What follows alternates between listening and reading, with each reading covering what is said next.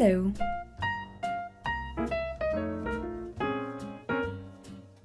Hi everyone, welcome back to my YouTube channel if you are new here. Hello, my name is Carly Gifford, and on Mondays, Wednesdays, and Fridays, I post sit-down videos explaining all of the TikTok drama to you. Now before I start every video, I like to tell you guys what I'm drinking and which chapstick I'm using. Today, I am drinking a crisp Dr. Pepper, and I am using my Summer Fridays Lip Butter Balm in the flavor Birthday Cake. This one is really good. The flavor isn't very strong, but the color is so cute. It's pink and sparkly, and honestly, it's perfect for summer. I don't like this one nearly as much as I like the sweet mint flavor, but I still really like this one. That being said, let's jump right into today's video.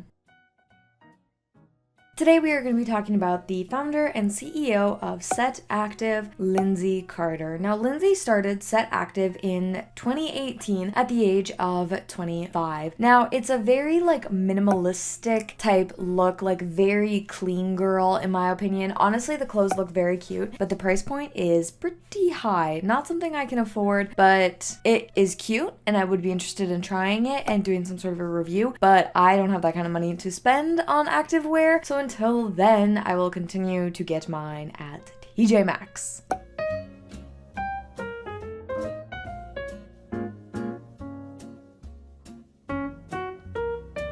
Now, this isn't the first time that Lindsey Carter has ever been in controversy. She, in I believe it was 2020, somewhere around there, she revealed that she had hired their social media team. And instead, what she did, instead of having a social media team, was she redistributed all the work that that team did and gave it to the, already hired and working employees that do other things for her. She just gave them each their own little social media, homework to do essentially. So she got a lot of backlash for putting so much more work on other members of her team instead of just hiring a social media team. People saw it as a way for her to cut costs and save money and make even more money, and that it really wasn't fair to those other employees. Restructured our team and we no longer have a social media team. I know, that's shocking. You're probably wondering, how do we do that? We did something internally called Superset. It is with 12 creatives at Set that make up all of the creative stuff that we do. We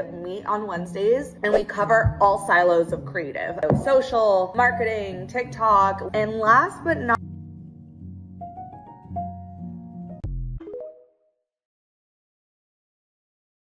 like I said, people just saw it as a cost-cutting measure, which honestly, I totally agree. Now, after that backlash, she got rid of her social medias and was pretty much MIA for a while. Then she slowly came back to social media and she posts a lot of just day-to-day type things to her TikTok and her socials, honestly. Dear younger me, the one packing orders in your garage, second-guessing every decision, hoping someone out there would care about what you're building. You won't believe how far it goes. The brand you're building, it's going to grow in ways you can't imagine. You'll have product launches that sell out, a team that believes in your vision, customers who send you a DM saying you changed their lives. But there will be days when it all feels heavy, days when success feels like pressure, when your dream job starts to feel like a job you didn't apply for. Just don't forget who you are. You're scrappy, brave, relentless. You don't need to have all the answers. Just keep moving. The brand will evolve, so will you, and both of you will survive it. Today marks 7 years of Set, and I can't believe it. That dressed me to go on a walk while I tell you guys about yesterday's drop. Okay, I don't know what bra I want to wear. Now, Lindsey is in hot water once again because of a now deleted TikTok that she made. Thankfully, someone saved it and has re-uploaded it, so I have that video to show you. I'm not gonna like this, but I'm gonna say it anyways. I believe in work-life balance, but I also believe in working your ass off. And yes, both can be true at the same time. I'm a millennial and I grew up on the idea that hard work pays off. Show up early, stay late, earn your seat. And now all I see are people sprinting out of their offices at 5 p.m. like it's a fire drill and then wondering why they feel so unfulfilled in their careers. But let me say this, balance is important, but balance without ambition, that's just coasting. You don't build something great by just doing the bare minimum. There are seasons when work will take over and that's okay. If you want to grow your brand, build your career, and create anything meaningful, it takes more than just manifesting and vision boarding. It takes consistent, unglamorized, hard work. And by the way, I'm not anti-balance. I take time off, I rest, I do the work-life balance. But I also go hard when I need to, and I'm not going to apologize for that. Balance isn't about logging off at the same time every single day. It's about knowing when to push and when to pull back. That's real balance, but that's also growth. So yeah, protect your peace, but don't protect it so much that you forget to build something worth protecting. Do you believe you can have balance and hustle? I'm very curious to hear where you land on this. Now, that honestly was kind of interesting because then people started reposting other videos that Lindsey had made talking about her experiences working for other people. What I hated was working for someone else and like being boxed into a certain position. Quit after 8 months to go. Oh wow, 8 months. Okay. Yeah. I stayed for 8 months.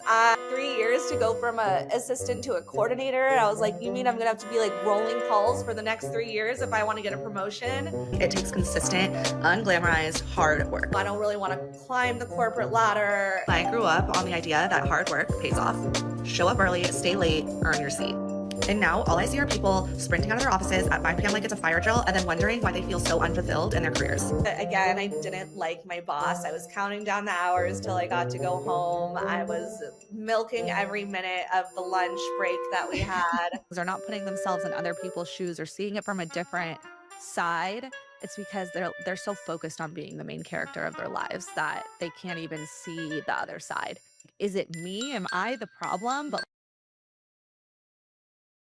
So it's okay for her to sprint out of the office as soon as she possibly can, but when other people work for her and they try to do that, it's all of a sudden not okay. Now, Lindsey definitely gives off a girl boss kind of a vibe, like you need to get up and work, kind of like Kim Kardashian, but on a little bit less intense of a level, I think. I for sure get the girl boss vibes from her, like, girl boss, you better work, mama, you gotta put in those hours, you know? I don't know, it's very strange, but I do definitely get that vibe from Lindsey. Grew up on the idea that hard work pays off. Show up early, stay late, earn your seat. And now all I see are people sprinting out of their offices at 5 p.m. like it's a fire drill.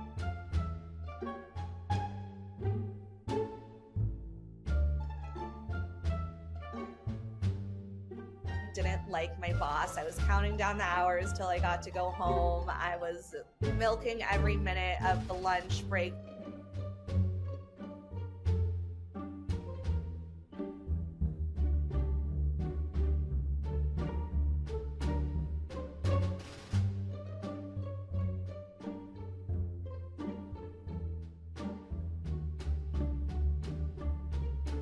Felt a little gaslit. Like I was like, is it me? Am I the problem? But like, now, supposedly there is a high rate of turnover at her company, and people post on Glassdoor about their terrible experiences that they have had working at the company. Being overworked, given too many projects to do, expected to stay super late, stuff of that nature. Reviewing set actives. Glassdoor Reviews. Managers are your enemies, pros. Nothing. I don't know why people even consider working here in the first place. Cons. Do not work here. Managers are incredibly toxic and hostile towards employees. They abuse their power, bully employees in order to stroke their own egos. The only reason why no one has spoken up is because they're too afraid to lose their jobs. Advice to management: get rid of the managers.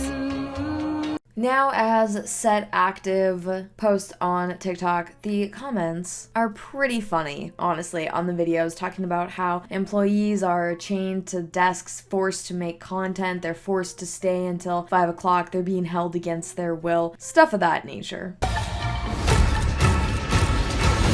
Wait, is this fucking play about us? I just think it's really interesting that, like I said, she couldn't be bothered to stay late at the office and work for somebody else, but when she is the owner, other people are expected to work super hard and stay late for her, but she couldn't do that. I think it's very hypocritical, and honestly, the internet doesn't forget, so I think if you're gonna come out and say something like that, you better make sure that you haven't posted saying the exact opposite thing, like in the past, because it always comes back around, and I don't know why people can't like comprehend that, or what it is that is so difficult about that concept to grasp. But it's like, listen, if you're gonna say something like that, you better like double down and make sure you believe that, because if you change your mind later on and start saying something else, people are not gonna let you forget what you said before. That's just kind of my opinion. Honestly though, I do think it's very hypocritical, but I want to know what you guys think about all of this in the comments down below, because that is it for me today. Thank you guys so much for watching. Please be sure to give this video a thumbs up as well as subscribe to my channel, because because it is totally free to do. So why not? You know what I mean? But that's it for me. I hope you all have a great day, and I hope to see you in my next video. Bye, guys.